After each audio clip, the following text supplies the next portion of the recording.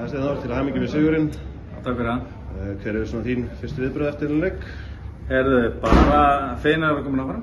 Það fáum leik allan að næstu viku. Gott að fá góða leiki í svona, þannig að bara mjög ánægð með það.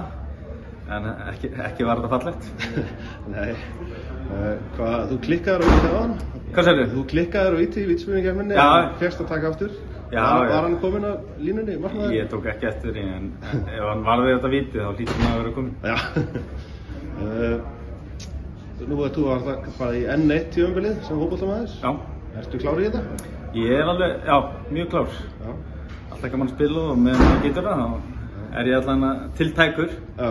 Hvernig er heilsan svona þegar skrokkurinn? Hún er bara nokkuð góð. Bara, ég lenti í smá meiðslumanna í byrjun tímabilsins. Eða þú veist, ég man ekki bara leik eftir Káa.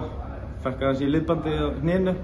En búinn að ná mér á því, þannig að það er bara komið sér í standartur.